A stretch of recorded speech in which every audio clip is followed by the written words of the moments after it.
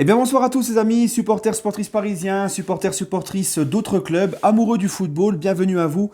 Les amis, j'ai le plaisir de vous retrouver, hein, vous l'attendiez, cette vidéo-là, la première partie de ma vidéo spéciale Mercato. Donc je vous explique le concept, on va faire, aujourd'hui on va parler de la défense, donc les départs que je souhaite, les arrivées que j'aimerais, et puis parler un petit peu des noms qui circulent, pourquoi pas, et donner mon avis. Sinon, ensuite, on fera milieu de terrain et attaquant. Voilà. Donc là, on commence la première partie avec défenseur, parce que sinon, ça sera trop long de faire tout d'un coup. Donc les amis, bah écoutez, au poste de défense, hein, en mercato, on sait que nous, on a un gros problème de latéraux.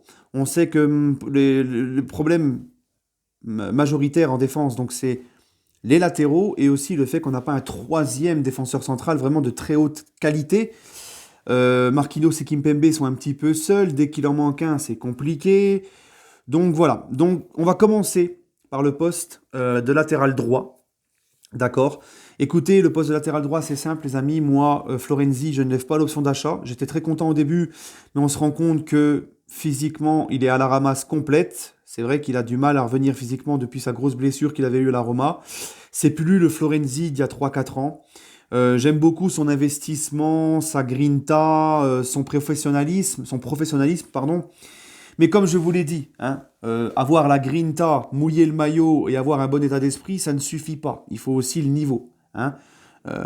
Voilà. Donc, quand tu es au PSG, il faut le niveau, il faut le physique qui va avec, la condition qui va avec.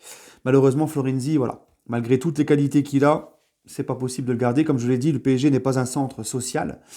Donc, Florenzi, malheureusement, hein, pour lui, c'est un bon gars et tout, mais je ne lève pas l'option d'achat. Voilà. Il faut savoir aussi une chose importante, c'est que l'UEFA a complètement annulé le fair play financier, enfin les règles du fair play financier.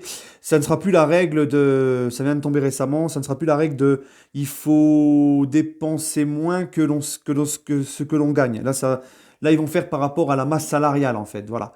Donc ça sera une épine en moins dans le pied du PSG, et j'espère que le PSG va en profiter pour faire chauffer la CB, parce que là, faut vraiment. Hein. Donc les amis, Florenzi, je ne le garde pas. Dagba, les gars, alors c'est compliqué parce que est-ce qu'on aura les moyens, vu le mercato qu'il faut faire, est-ce qu'on aura les moyens de pouvoir recruter deux latéraux droits? Parce que si tu fais partir Florenzi et Dagba, les deux, il faut les remplacer numériquement. Donc, est-ce que tu peux te permettre de faire ça? Je ne sais pas. Hein. Pembele, moi, beaucoup de gens lancent la propagande Pembele. Je serais incapable de te dire vraiment quel niveau il a et s'il a le niveau d'exploser au PSG. Je ne sais pas. C'est vrai qu'on le voit quasiment plus jouer. Et de ce que j'ai vu de lui, c'est pas non plus le crack qui choque tout le monde. C'est un bon petit jeune, mais sans plus. Donc voilà, moi je pense sincèrement que je ne lève pas l'option d'achat de Florenzi. Mais je garde tout de même Dagba parce que tu n'auras peut-être pas les moyens de faire deux latéraux. Je garde le petit Dagba qui est quand même en progression depuis Pochettino. J'ai beaucoup aimé son match face au Bayern. J'ai beaucoup aimé ses derniers matchs. Alors il a cette... C'est vrai que Dagba, son problème, c'est la passe en retrait. Hein, il prend pas assez de risques. Offensivement, il n'apporte pas beaucoup. Mais ça te permet quand même de garder Dagba pour la rotation. Il va progresser. C'est un petit titi. Ça te permet de faire une économie à ce poste. Voilà. De te concentrer vraiment au poste de latéral droit, de prendre un gros latéral droit et pas deux. Voilà, donc Florenzi, il part. Et là, à ce moment-là, moi je suis désolé les gars, je ne veux pas de Serge Aurier, j'en ai déjà parlé, mais je vais me répéter. Serge Aurier, j'en veux absolument pas, pour plusieurs raisons. La première, c'est que Aurier, l'histoire du périscope, oui, c'est du passé, etc. Mais c'est trop grave. En faisant ce qu'a fait Aurier avec l'histoire du périscope, il a sali l'image du Paris Saint-Germain partout dans le monde.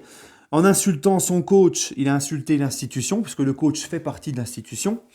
Il a insulté certains de ses coéquipiers de l'époque. Voilà, il y a eu aussi l'histoire après que l'année d'après à Lorient où il met 40 plombes à se changer parce qu'il n'était pas prêt pour changer, il n'avait même pas ses crampons, ni ses protèges tibia, ni rien. Donc voilà, moi je pense qu'il y a un point de non-retour avec Serge Aurier. Euh, on me dit oui, mais il s'est excusé. C'était la moindre des choses qui s'était excusé. Il n'avait pas le choix de toute façon, c'était la moindre des choses.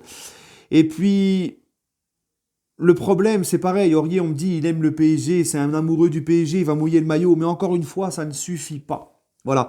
Parce que le problème d'Aurier, c'est que je ne suis même pas sûr qu'il ait le niveau pour être vraiment le gros latéral droit qui nous fait défaut. Là, Serge Aurier, franchement, cette année à Tottenham, c'est très moyen. Hein, c'est vraiment très moyen. Donc si c'est pour faire revenir un Serge Aurier avec tout ce que j'ai cité, et en plus espérer qu'il retrouve un bon niveau, moi je suis pas d'accord.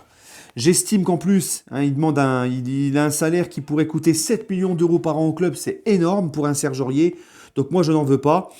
J'estime qu'il y a meilleur à aller chercher qu'un Serge Aurier, Ricardo Pereira, qui est mon grand favori à ce poste, hein, qui sera peut-être moins cher en salaire, qui connaît la Ligue 1 et qui est très très très très fort avec Leicester City. Je pense au petit Aaron de Norwich, je pense à Mazraoui de l'Ajax, je pense à Hakimi de l'Inter de Milan. Il y en a plein des latéraux droits qui ont un meilleur niveau qu'Aurier. Je pense aussi à Nelson Semedo, qui était anciennement Barça et qui est parti à Wolverhampton. Hein, voilà. Moi, Serge Aurier, j'en veux absolument pas. Et les noms que je vous ai cités, bah écoutez, c'est très intéressant. Pourquoi pas essayer de faire ces noms-là. Moi, mon favori, vous le savez, c'est Ricardo Pereira. Voilà. Voilà pour le poste de latéral droit. Le poste de latéral gauche, eh ben, Kurzawa Baker. Ils sont bien gentils, c'est des mecs qui ont un très bon professionnalisme, qui ont aussi un très bon état d'esprit, on n'a rien à leur reprocher. Kurzawa Baker, t'as rien à leur reprocher, tu vois, Kurzawa, t'as jamais entendu parler de lui à l'extérieur du terrain. C'est un mec, franchement, état d'esprit et tout, super gentil, très bon état d'esprit, pas de problème au club. Mais Kurzawa, les gars, ça n'a pas le niveau pour le Paris Saint-Germain. Je pensais vraiment que peut-être qu'avec sa prolongation, ça allait le rebooster et tout, mais on se rend compte que voilà, il n'y est plus du tout. Je pense qu'il faut tourner définitivement la page. Baker, c'est pareil, il n'a pas le niveau du Paris Saint-Germain. Je ne sais même pas s'il aurait le niveau d'être titulaire dans un top club de Ligue 1, d'accord? À Lille, à Lyon, Marseille, Monaco. Je ne sais même pas s'il aurait le niveau. Peut-être pour un club moyen de Ligue 1, pourquoi pas, mais encore moins pour le PSG et encore moins aussi pour le banc. Parce que là, on n'a que Bernat. Bernat, le souci, les gars, bon, c'est bien sûr et bien évidemment, je le garde.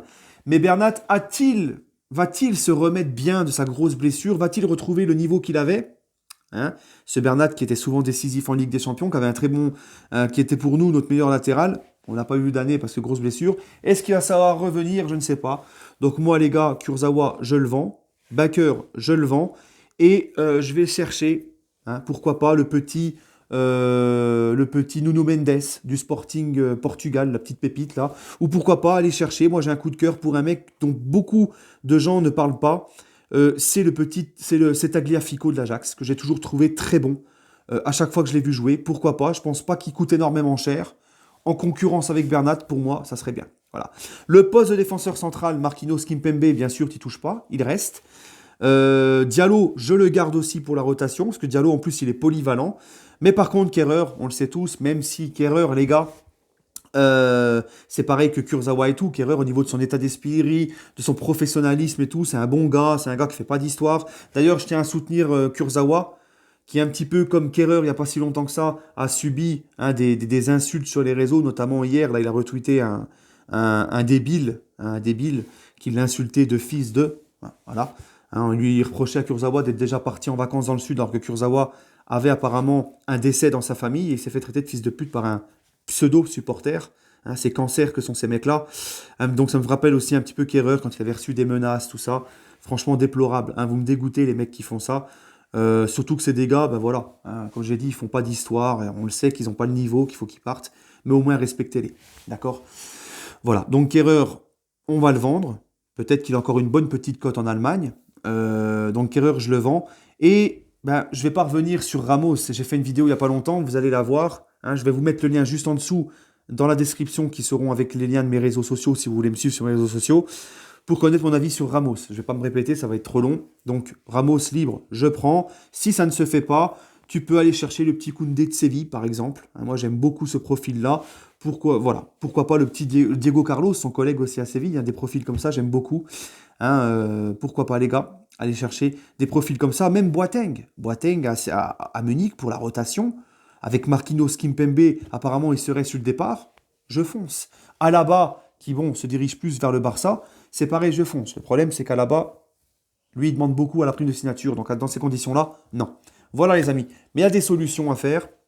Moi, c'est mes solutions à moi. Koundé, Ramos, Diego Carlos, pourquoi pas, Boateng avec le Bayern. Voilà. Il y a des noms, il y a des solutions.